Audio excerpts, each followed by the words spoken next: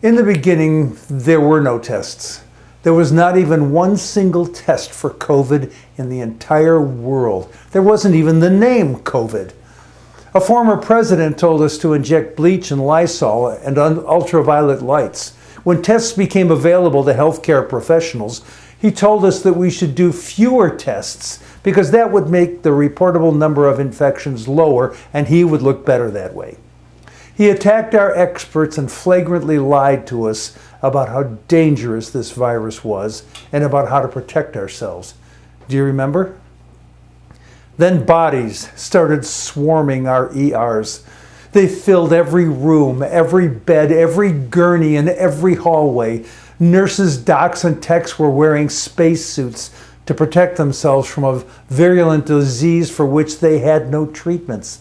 Some became sick and died from trying to save others. They jammed respirator tubes down patients' throats until they ran out of respirators. Some made a way to split the feed from a respirator so as to keep two patients breathing. Do you remember? The healthcare professionals were working insane hours and failing every day because they couldn't do much more for patients than hold their hands as they died. Later, they held iPads so that families could say goodbye, and they wept every day for all their failing to help patients, and the bodies piled up in refrigerator trucks. Do you remember? One day during the worst of it, I heard car horns honking in my neighborhood. I don't know how I knew, but I was certain that it was a parade past the house of a healthcare worker. So I jumped into my car and quickly found and joined the lineup of cars on the next street. At last I passed the house and a nurse or doc, still in scrubs and a lab coat, stood at her door, waving to us, mouthing, "Thank you."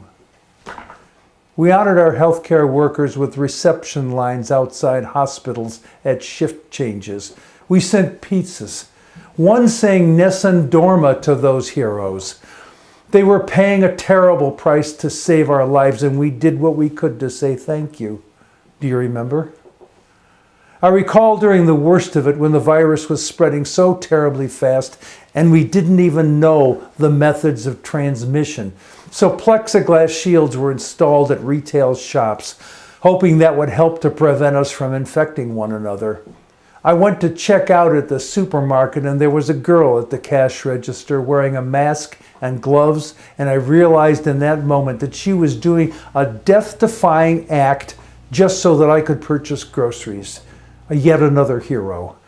Do you remember?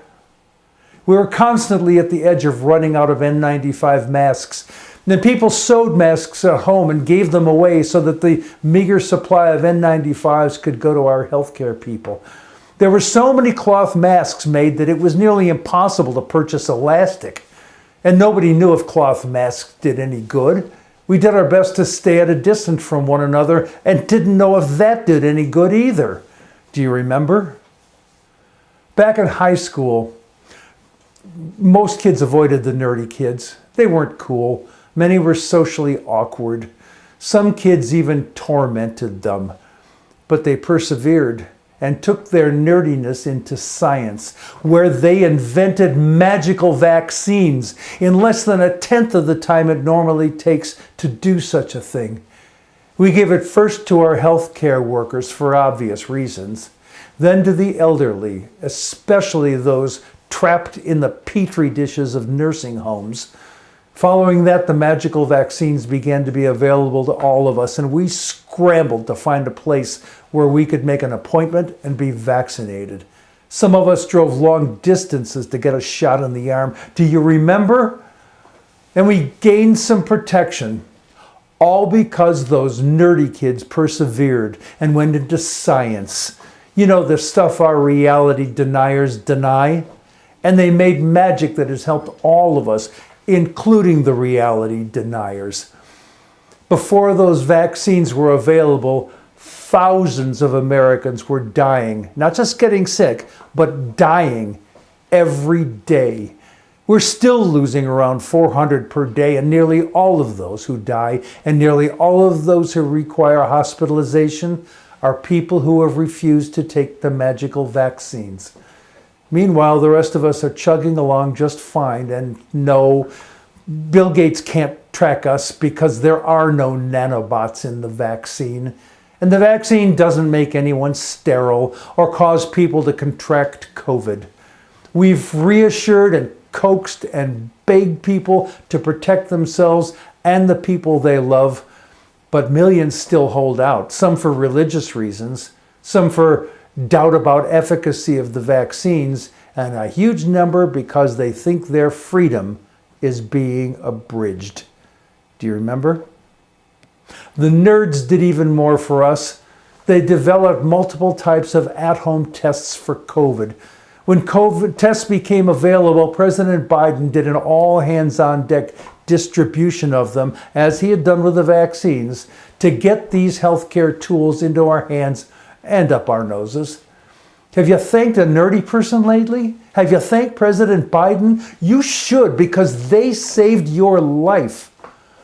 This has been a stroll down COVID memory lane, and it's for a reason. Our news cycle can be measured in fractions of a second. There is a breaking news breaking our attention constantly. There are horrid things that steal our attention, like our ever-present mass murders and elections that are existential threat events. All of that makes us move on from important things as though they're unimportant.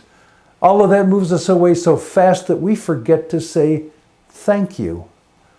So this is my reminder, and in this season of what should be gratitude, my humble request that we all thank our everyday heroes. They're all around us, doing wondrous things for us every day. Please say thank you. I'm Jack Alshuler.